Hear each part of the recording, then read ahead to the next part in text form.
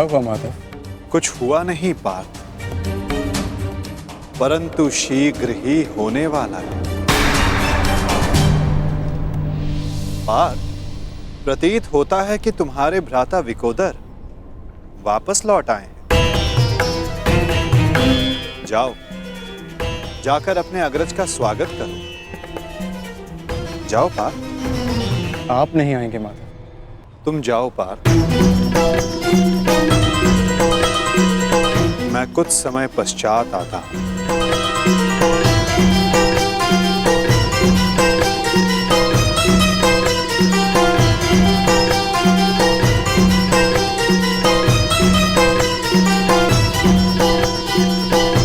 मुझे क्षमा कर देना वीर बर्बरीक। बस करो नकुल, मुझे कुछ नहीं हुआ है। कुछ नहीं हुआ?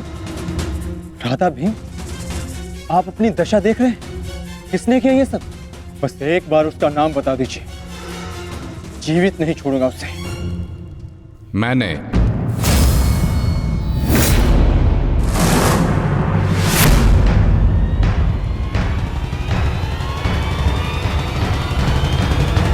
कौन हो तुम दुस्साहसी?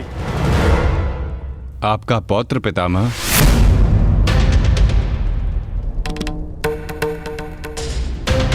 घटोत्कच पुत्र बर्बरीक हूं मैं।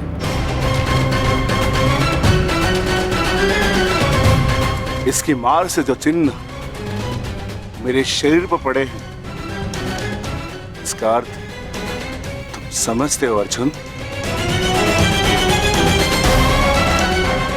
इसका अर्थ है कौरवों पर हमारी विजय तो निश्चित है अनुज।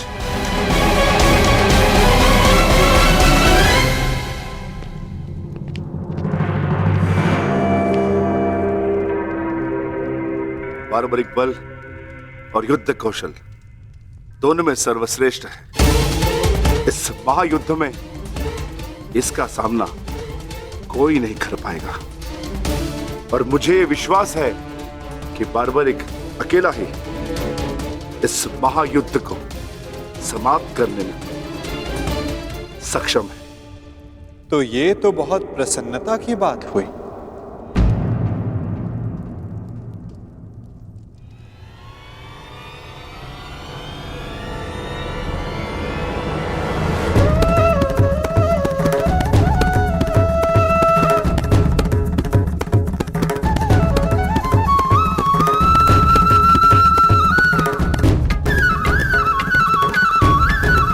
वासुदेव, ये मेरा पौत्र बार्बरिक है। बार्बरिक, ये मेरे भगवान कृष्ण।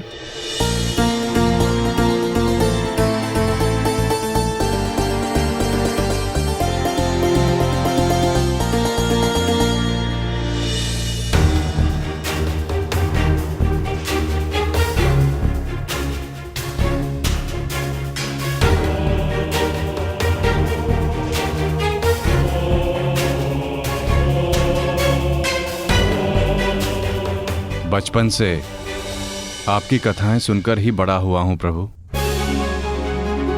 आप मेरे स्वप्न में आते थे। मैंने देखा कि आप ही मेरे मुक्ति मार्गदर्शक हैं।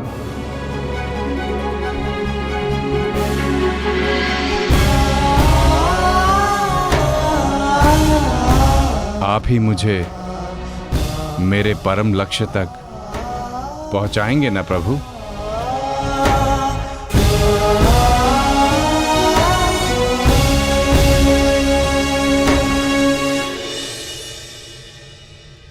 तो तुम्हें लगता है बर्बरीक कि तुम स्वयं ही अकेले इस युद्ध को समाप्त कर सकते हो? आप आदेश दें तो। और ऐसा करने के लिए तुम्हें कितना समय चाहिए बर्बरीक? आप सब बताएं कि आपके अनुमान से कितना समय लगना चाहिए? जो भीम ने बताया उसके अनुसार 1 माह, 1 पखवाड़े में भी हो सकता है। 2 दिन, नहीं, केवल एक दिन।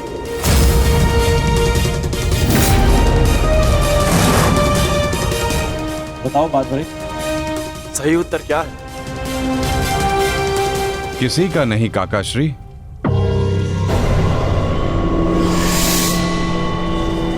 तो बताओ बर्बरीक, कितना समय लगेगा तुम्हें? केवल उतना जितना 3 बाणों का संधान करने में लगता है।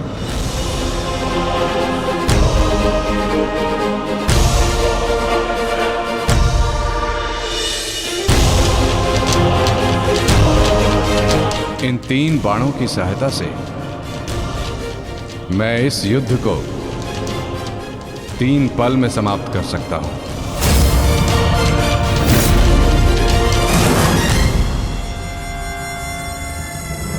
चाहे जितने भी शत्रु मेरे समक्ष हों, इन 3 बाणों से मैं सभी का नाश कर सकता हूं।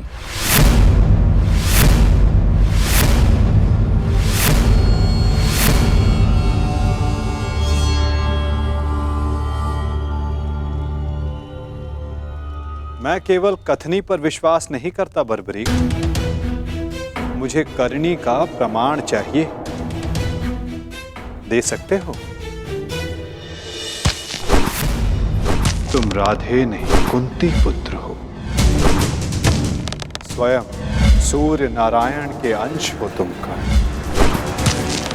जब तुम्हारा जन्म हुआ मैं अविवाहित थी पुत्र, क्या करती मैं, मुझे तुम्हें त्यागना पड़ा। क्रोध, अशांति, पीड़ा ध्यान केंद्र में सबसे बड़ी बाधा है। अपने क्रोध को, अपनी अशांति को, अपनी पीड़ा को शस्त्र बनाकर इसका उपयोग करो। कौन? उपयोग करो।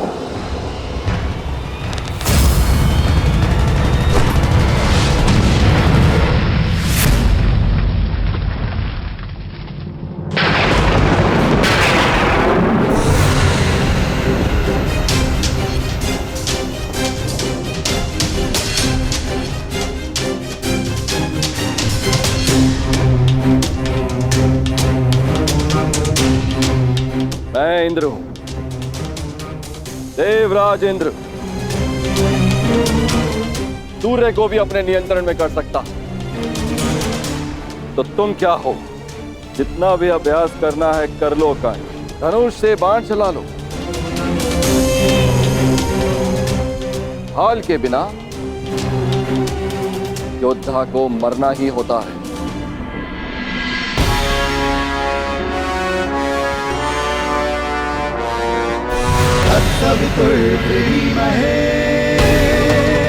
ये आपकी भूल है इंद्रदेव। यदि आप अपने पुत्र का प्रहार बन सकते हैं तो मैं भी अपने पुत्र की ढाल बन सकता हूं। मेरे मार्ग में बाधा मत बनिए सूर्यदेव। जितना प्रयास करना है कर लीजिए, परंतु इस दानवीर कर्ण को कोई नहीं बचा सकता।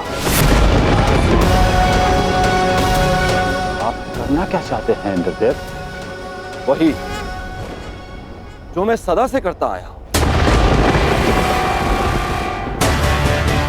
अपने शत्रु की दुर्बलता से लाभ उठाना।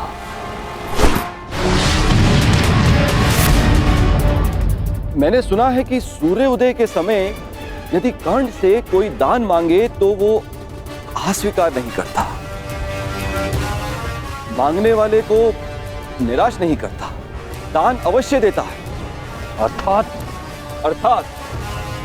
कर्ण की दुर्बलता उसकी दान वीरता है और उसकी शक्ति वो कवच और कुंडल, तो जन्म से ही उसके लिए आपका आशीर्वाद है। जब एक ब्राह्मण दान में उससे वो कवच कुंडल मांगने जाएगा तो इस संसार को पता चलेगा कितना महान है ये सूर्य पुत्र कर्ण। यदि दान दिया तो मेरे पुत्र अर्जुन के हाथों अपने प्राण खोएगा, और यदि नहीं दिया तो मेरे हाथों सम्मान। सूर्यदेव, इन दोनों ही परिस्थितियों में मुझे तो देवराज इंद्र की ही हुनी। यह धर्म है इंद्रदेव। कवच और कुंडल कर्ण को उसके पिता का दिया हुआ उपहार है। यदि आपका पुत्र मेरे पुत्र को पराजित करने में असमर्थ है तो इस भांति आप एक बहुत ही नीच कार्य करेंगे। यह अनुचित है। इसमें अनुचित क्या है सूर्यदेव? आपने अपने पुत्र कर्ण की रक्षा के लिए उसे कुंडल और कवच दिए। मैं अपने पुत्र अर्जुन की रक्षा के लिए वो कुंडल और कवच छीन लेना चाहता हूं। मैं ऐसा कदापि होने नहीं दूंगा। वो तो आपकी क्षमता पर निर्भर करता है सूर्यदेव। आप जो करना चाहते हैं आप करने के लिए स्वतंत्र हैं, परंतु कल या तो आपका मान रहेगा या आपके पुत्र को आपका दिया हुआ उपहार। मेरा पुत्र है वो सूर्य पुत्र कर्ण। शीघ्र ही आपको अपनी भूल की अनुभूति हो जाएगी। कल प्रातः संसार पर सूर्य का प्रकाश पड़े या ना पड़े, परंतु ज्ञान का प्रकाश आपकी बुद्धि पर अवश्य पड़ेगा।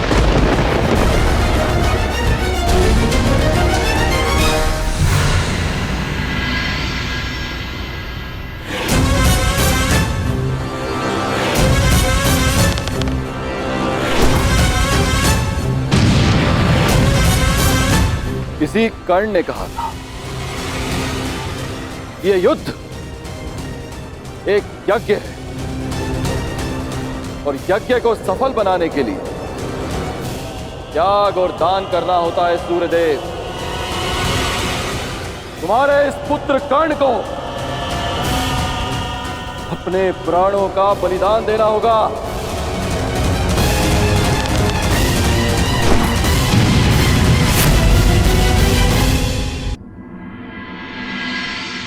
मुझे ये बाण मेरी आराध्य देवी ने दिए हैं प्रभु।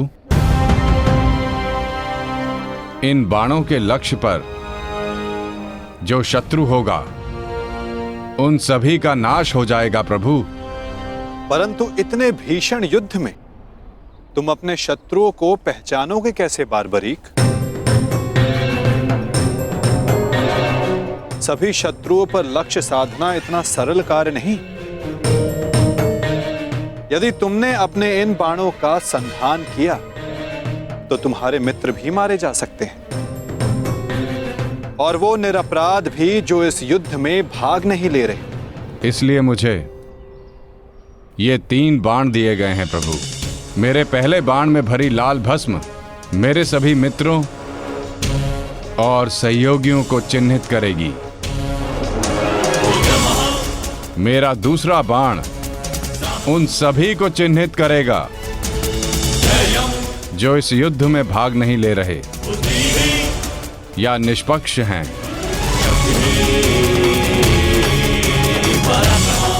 और ये तीसरा बाण एक क्षण में उन सभी का अंत कर देगा जिन्हें मैंने चिन्हित नहीं किया, अर्थात मेरे शत्रुओं का नाश।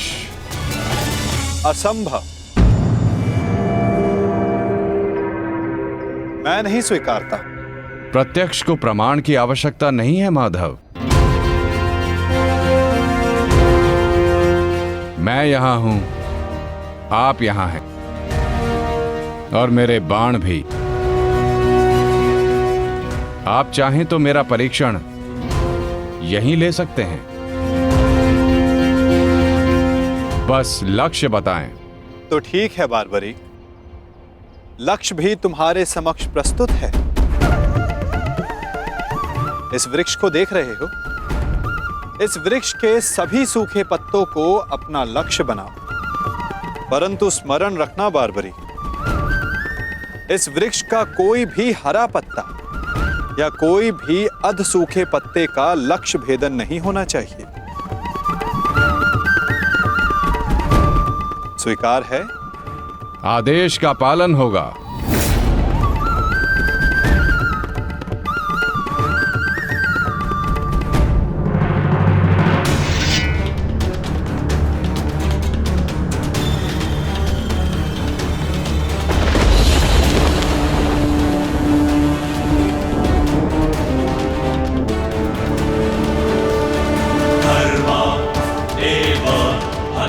हन्ति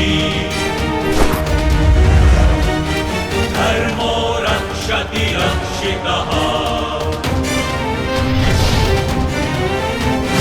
तस्मात् धर्मो न हन्यो मानो धर्मो हतो वधि धर्म एव हतो हन्ति धर्मो रक्षति रक्षितः तस्मात् धर्मो न हन्यो मानो धर्मो हतो वधि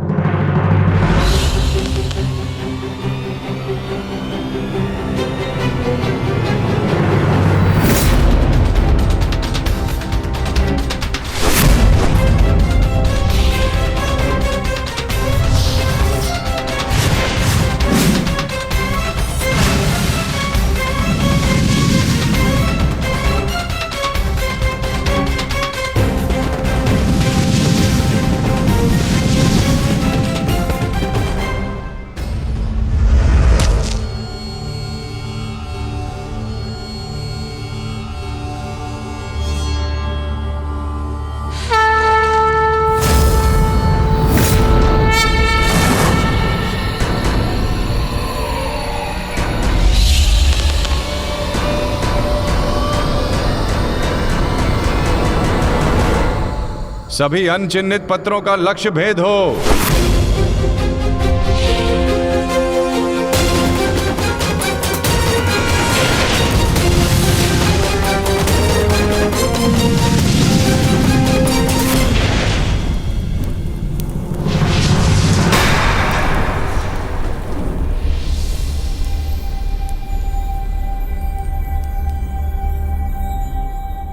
प्रतीत होता है कि कोई सूखा पत्ता शेष रह गया है बारबरीक।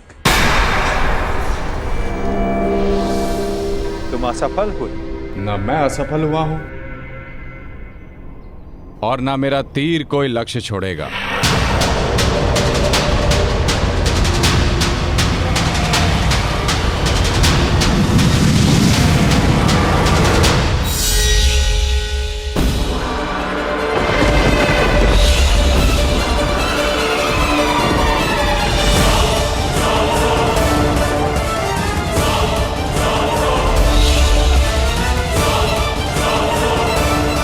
आपके चरण मेरे बाण के लक्ष्य के मध्य में आ रहे हैं प्रभु। आपसे निवेदन है कि आप अपने चरण हटाइए प्रभु, अन्यथा ये आपके चरण को भेद देगा। तो क्या ये बाण अपना लक्ष्य भेदने के लिए मेरे पांव पर आघात कर सकता है? जी प्रभु, शीघ्र अपने चरण हटाइए।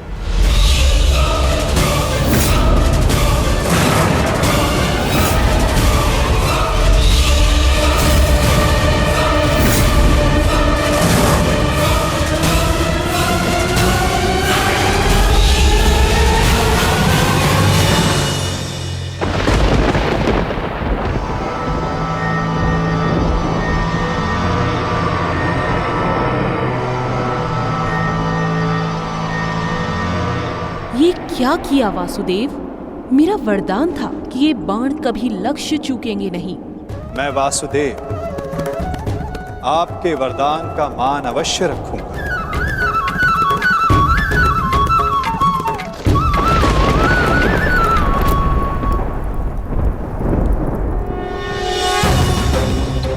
देवी, आपका ये बाण मेरा चरण भेद नहीं पाया, परंतु अब से मेरे शरीर का ये भाग सबसे दुर्बल होगा।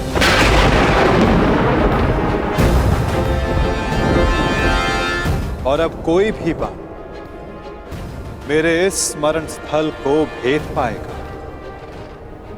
ये मेरा वचन है देवी, और यही मेरे इस देह को त्यागने का कारण बनेगा।